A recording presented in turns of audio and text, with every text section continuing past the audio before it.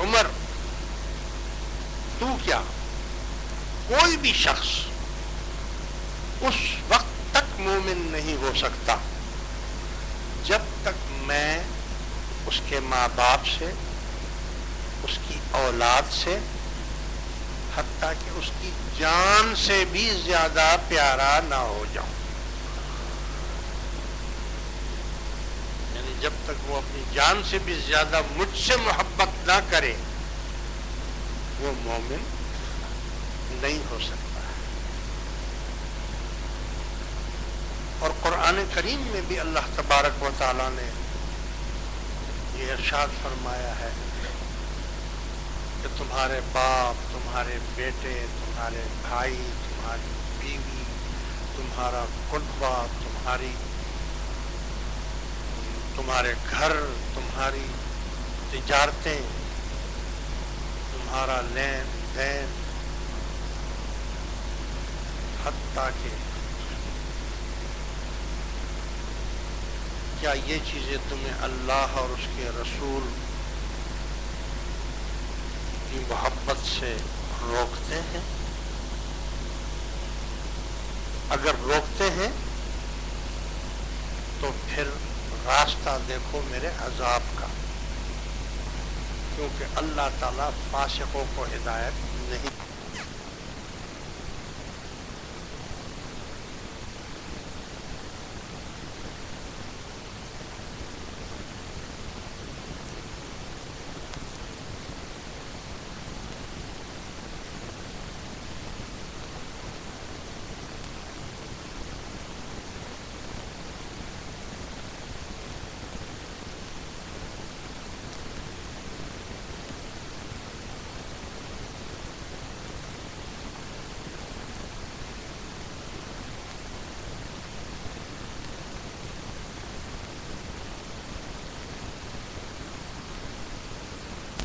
تخشون کسادها ومساکن ترضونها احب الیکم من اللہ ورسولہ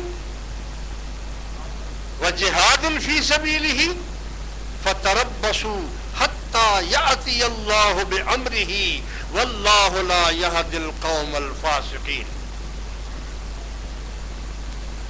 حضور نے تو حدیث بیان کی تھی، اللہ نے پورے گنوا دیے، سب کچھ گنوا دیے. مطلب نہیں ہے کہ خدا نہ خواستہ تم ماں باپ سے محبت نہ کرو یا بہن بھائی سے محبت نہ کرو یا دوسری چیزوں سے محبت نہ کرو. اس میں سمجھنے کی بات ہے، کرو، 100 دفعہ کرو. اولاد پیاری ہوتی ہے، بیوی پیاری ہے، ماں باپ پیارے ہیں، انسان کو اپنا جسم، اپنا وجود بھی پیارا ہے، لیکن اس پیار کی لمٹ ہے.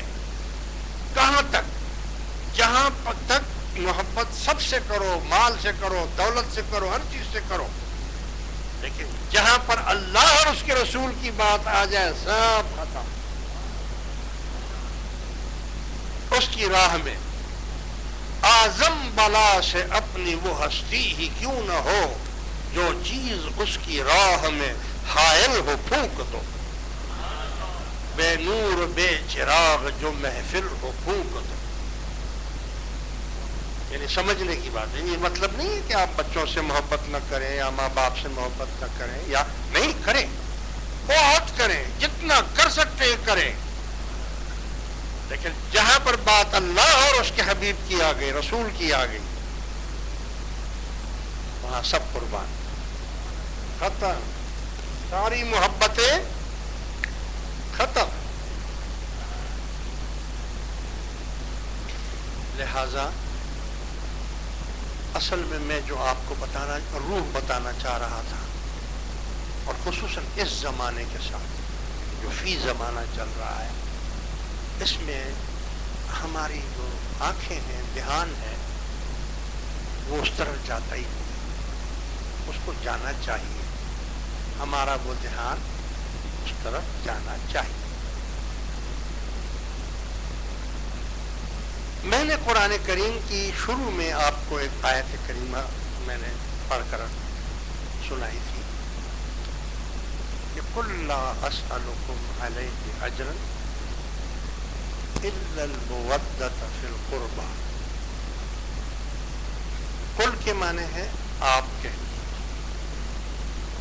اللہ فرما رہا ہے میرے حبیب آپ ان لوگوں سے کہہ دیجیے کہ میں اس کے بدلے میں تم لوگوں سے کوئی اجرت نہیں مانگتا، یعنی میں نے جو کچھ بھی تمہیں دیا، دین دیا، اسلام دیا، قرآن دیا، ہدایت دی، اندھیروں سے نکالا، اجالے میں لے کر آیا، ان تمام چیزوں کے بدلے میں تم سے کوئی اجرت یا بدلہ نہیں مانگتا، الا المودۃ فی القربى، لیکن میرے قرابت دار جو ہیں ان کے ساتھ محبت رکھنا اور ان کی مدد کرنا یہ میں مانگتا ہوں۔ اور یہ خود رسول نہیں کہہ رہا، یہ اللہ کہہ رہا ہے کہ آپ ان کو آپ اس پر مامور ہیں، آپ کہہ دیجئے۔ تھوڑی سی اس کی وضاحت اور کر دوں آپ کو۔ دیکھو آپ کی جو عبادات ہیں، جو بھی عبادات ہیں، جسمانی ہو، مالی ہو، یا کوئی بھی عبادت جو ہوتے ہیں اس کی قسمیں ہیں۔ ایک ہوتی ہے فرض عبادت، ایک ہوتی ہے واجب، ایک ہوتی ہے سنت مؤکدہ، ایک ہوتی ہے سنت غیر مؤکدہ یا مستحب، اس کو آپ کہہ سکتے ہیں۔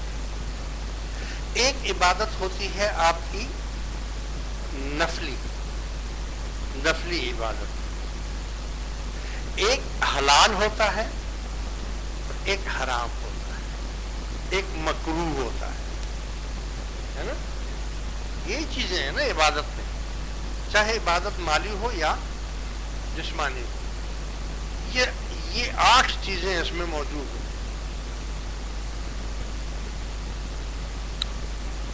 میں صرف سمجھانے کی غرض سے آپ کو یہ بتا رہا ہوں۔ تو اب ہم ان تمام چیزوں میں فرق کیسے کریں؟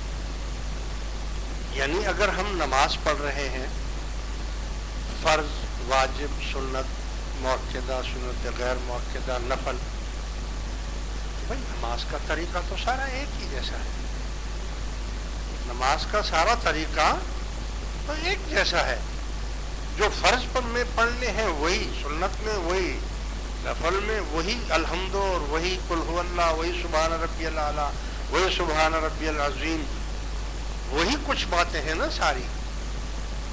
تو پھر اس میں ہم فرق کیسے کریں کہ یہ فرض ہے اور یہ نفل ہے اور یہ سنت؟ اسی طرح ہم زکوٰۃ دیتے ہیں تو اس میں بھی مال خرچ کرتے ہیں، صدقہ دیتے ہیں تو اس میں بھی مال خرچ کرتے ہیں، اور اگر ویسی خیرات کرتے ہیں تو وہ بھی مال ہی ہوتا ہے، یعنی مال ہی خرچ کر رہے ہیں نا۔ لیکن فرق کیا ہوتا ہے؟ وہی زکوٰۃ، وہی پیسے، وہی نوٹ، وہی جنا صاحب کا نوٹ ہے۔ اگر وہ زکوٰۃ کا ہے تو ہم مسجد میں نہیں دے سکتے، وہی نوٹ ہے مگر ہم سید کو نہیں دے سکتے، جو اس کے حقدار ہیں ان کو دینا ہے نا۔ اسی طرح صدقہ ہے تو صدقہ ہم مسجد کو نہیں دے سکتے ہیں، مسجد غنی ہے، سید کو نہیں دے سکتے ہیں، وہ غنی ہے، اس کو نہیں دے سکتے ہیں۔